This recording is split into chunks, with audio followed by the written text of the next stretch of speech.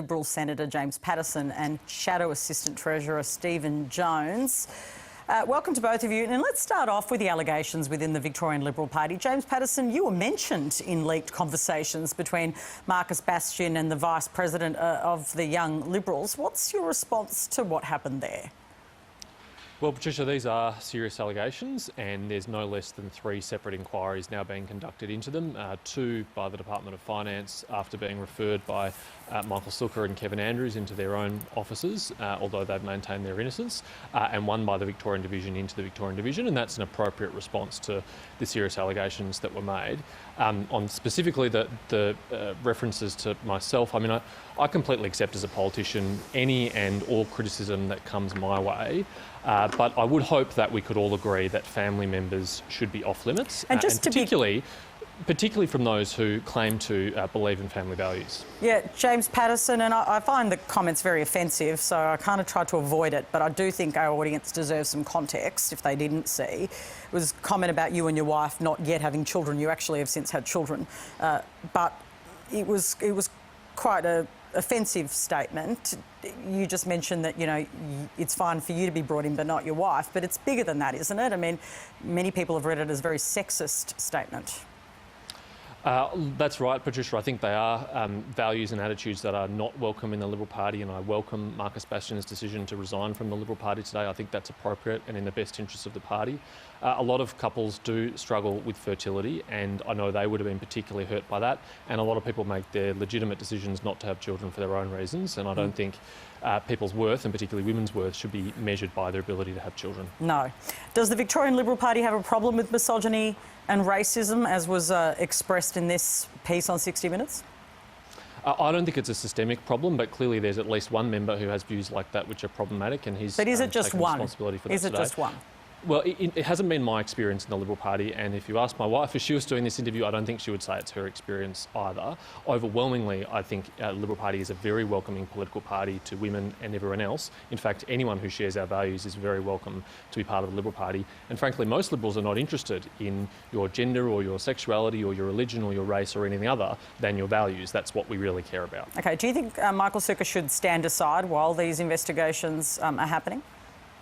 No, I don't think that's a reasonable expectation. He's appropriately referred this to the Department of Finance, and I know he will take very seriously any findings that they make, but until then I don't think any action like that's warranted. Stephen Jones, I want to bring you in. It seemed that Labor focused very much entirely on aged care in the Parliament today. You didn't bring up or really push this issue around the allegations made in the 60 Minutes report. Why is that the case? Look, aged care is something that affects every household, every Australian, and we're deeply concerned what's going on in our aged care system, and I'd like to return to that for a moment. But I do want to make this point. Michael Sukkar has to go. He should resign, or the Prime Minister should sack him. The reason for that is it is quite clear from the evidence aired on 60 Minutes last night that he was the architect of a branch stacking scheme. He was the architect of the plan which he signed off on. He described Mr Bastian as a key member of his team.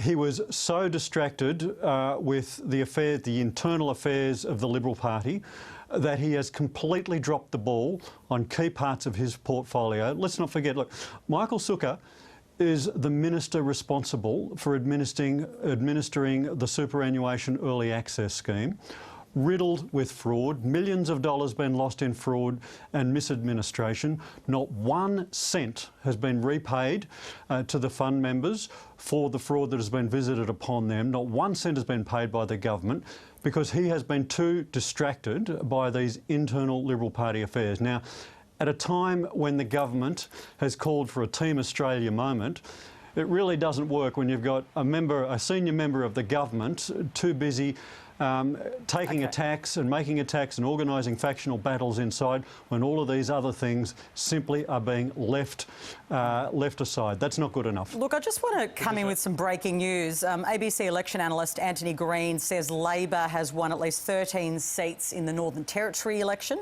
It means it will form a majority government in the Northern Territory.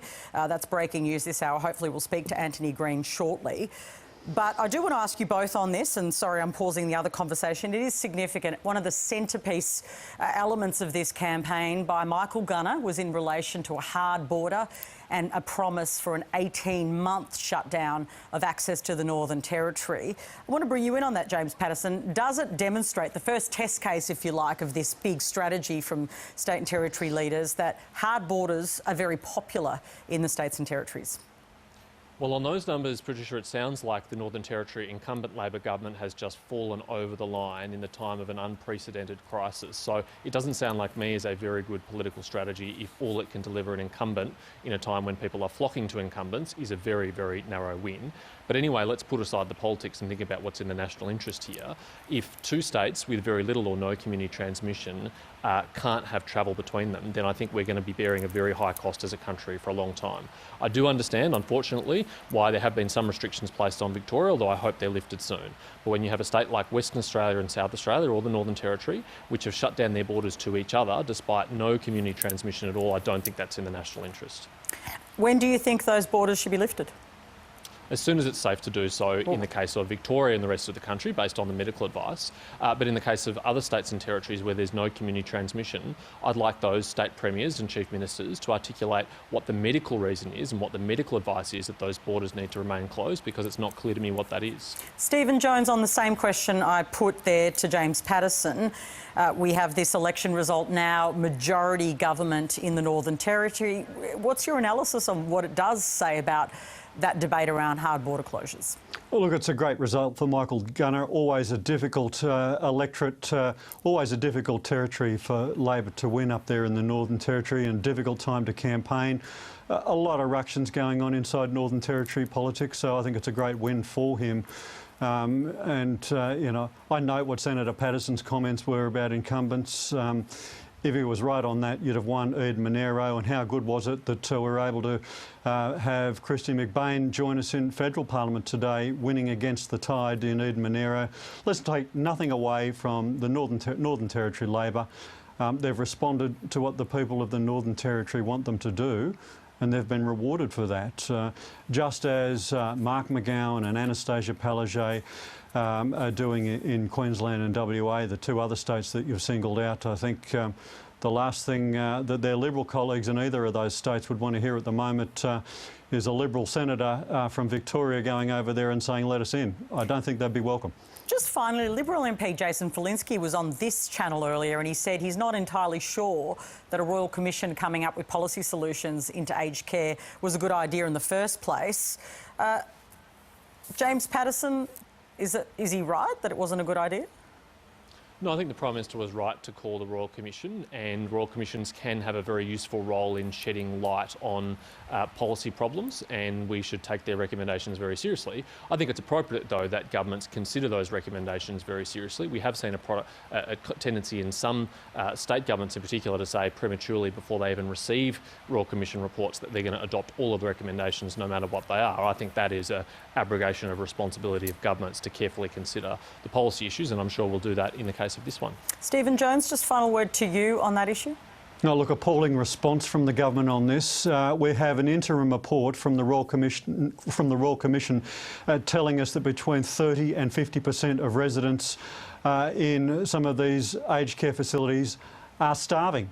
They're suffering from malnutrition, and yet we hear from the Minister and the Prime Minister today that he's going to wait until after, not this budget, but the next budget, before he does anything about it. I mean, where's the heart in these guys?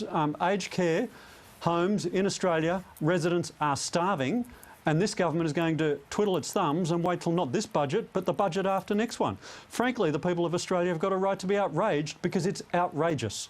Thanks to both of you for joining me, and have a happy parliamentary sitting week.